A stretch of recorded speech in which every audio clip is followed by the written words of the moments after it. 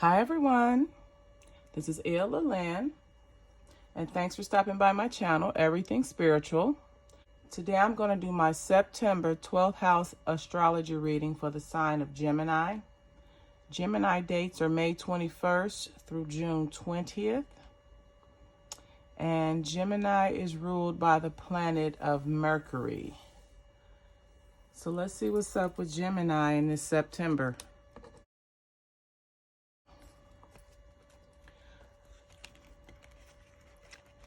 All right, Gemini, in the first house, we have the Nine of Water. We have the Devil card, the Daughter, the Garden, and the Four-leaf Clover. So this is saying that you, people see you as being someone who's happy and content, but you're very egotistical. And because you're egotistical, you lack love and compassion. But there's also a naivety about you. And that naivety shows that the Luck card is that you're although you're naive,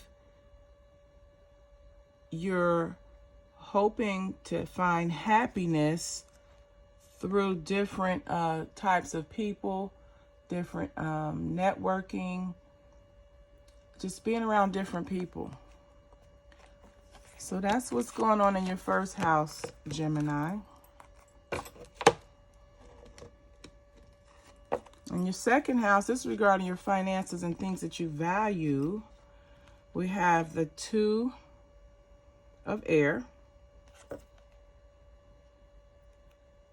No, I'm sorry. We have the Two of Earth. This is the Two of Earth. And then this is the Ace of Fire.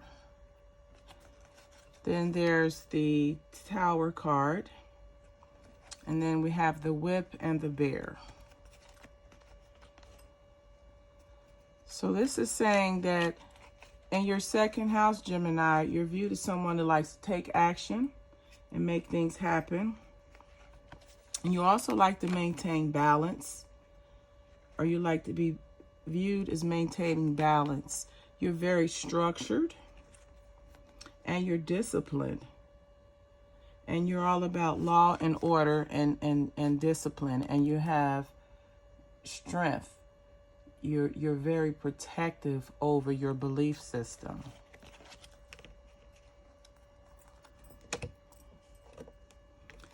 The third house is where you interact with your immediate environment, whether it's your home life, your work life, your actual community, or your social groups or organizations. And the first card we have is the Chariot. We have the High Priestess. And then we have the Scythe. And then there are the Owls and the Key.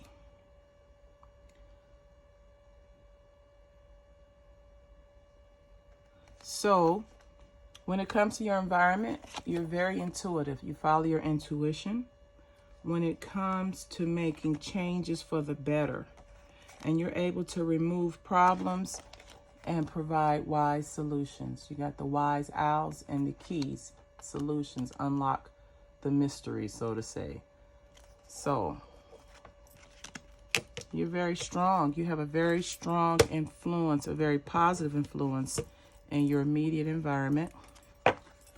When it comes to your nurturing, your fourth house, we have the Ten of Earth. Then we have the Magician.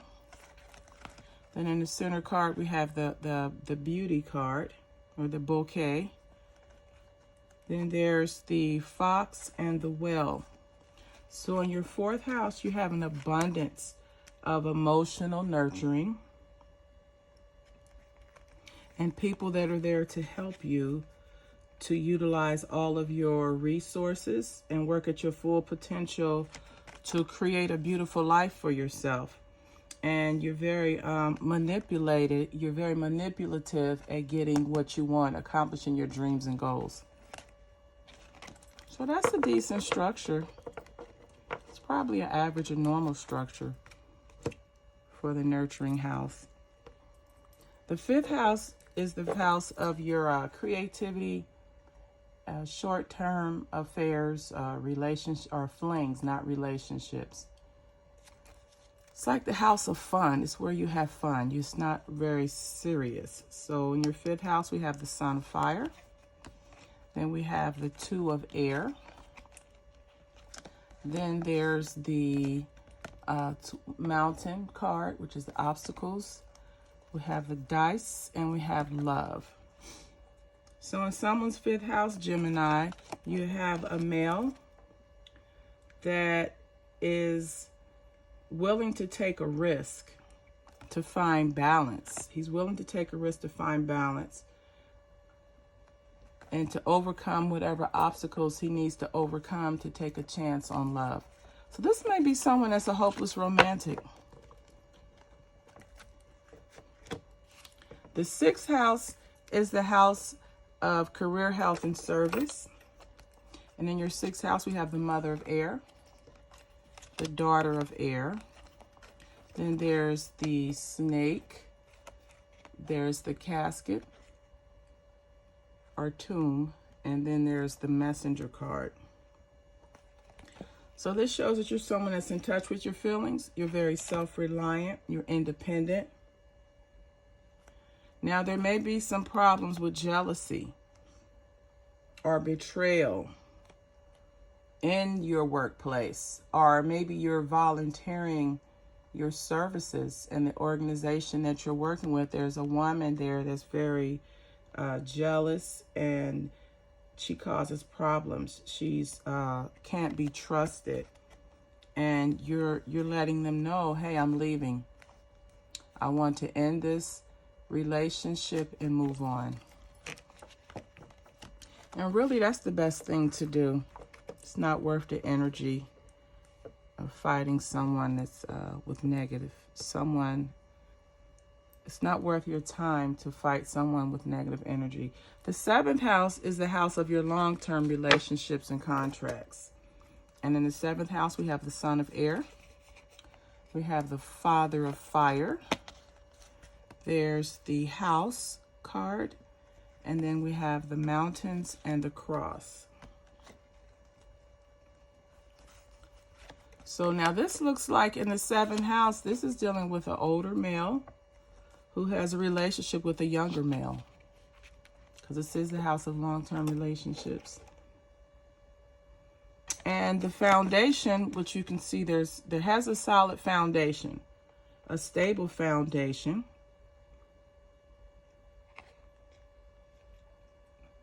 But then there's also problems. There's problems in the relationship, and as a result of the problems, there's a lot of suffering going on. There's a lot of problems in the relationship. And it could just be the fact that there's such a big age difference. But in someone's 7th house, there's some relationship problems. That although the initial foundation is stable, emotionally you have some problems there. And the 8th house, this is the house of transformation, regeneration, and also shared assets if you're in that position.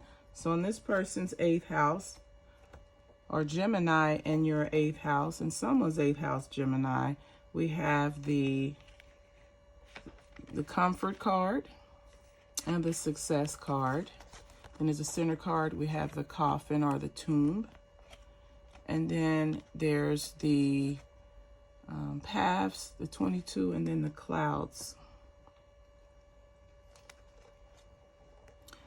So regarding your transformation, this is someone has been successful at overcoming past confusion. So you've been successful at overcoming, and you're comfortable. You're comfortable with what your actions at putting an end to the confusion in the past that may have been in your life or in your relationship. And now you're ready to make another choice. You're ready to take a new path. And sometimes, Gemini, that's what's best. The ninth house, Gemini, is the house of your expanded consciousness and your higher mindedness. So the first card we have here, we have the Ace of Water. So this is someone that's very emotionally invested. They have deep emotions regarding their higher consciousness. And then they've given it a lot of thought. The Ace of Air is all about clarity of thinking, clarity of mind. And then we have menacing. We have the menacing mice. And then the bridge and the time. So in some of you out there, Gemini, in your ninth house,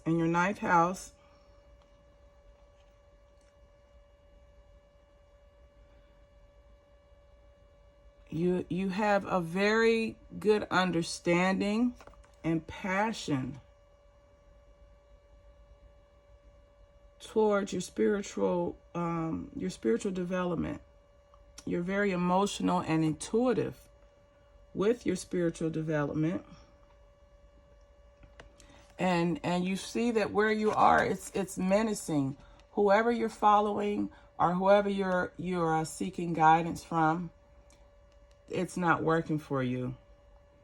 It's the guidance is turning out to be sabotage. It's turning out to be counterproductive. So you feel like now is the time to get away from there. You see the bridge, you cross the bridge to get from one place to the next. So you're basically, you're ready to move away from whatever spiritual beliefs or system that you are currently affiliated with, because it doesn't serve you anymore. You want to find something better. And then also you want something that doesn't appear to be self-sabotaging to you. In the 10th house, this is the house of your career and reputation. So we have the Victory card, which is the 6 of fire. Then we have the Daughter of Air. And in the center card, we have the Ship. Then we have the Tree and the Mask. So as you can look at the Daughter of Air's face, this is a young energy, but this is the energy that's very determined. And it's a very successful energy because she's determined. So some of you out there, Gemini, you're successful and determined regarding your career and your professional reputation. Now your job could involve transportation. You could work in transportation, or your job could involve you traveling a great deal. But you're very adaptable. No matter what your job requires for you, you're ready to step up and answer the call, or you're ready to step up to the plate because you have longevity. You're looking at the long-term benefits of being a team player and building your professional reputation in your career at this time. The 11th house is the house of your social activities, your joint activities. And we have the Father of Air. And then there's the 8 of Fire. There's the Anchor card. And then we have the Ship and Fish. So this shows that in your society, in your social activities, you may be someone that's either president or you have a leadership position. You act very quickly when you're working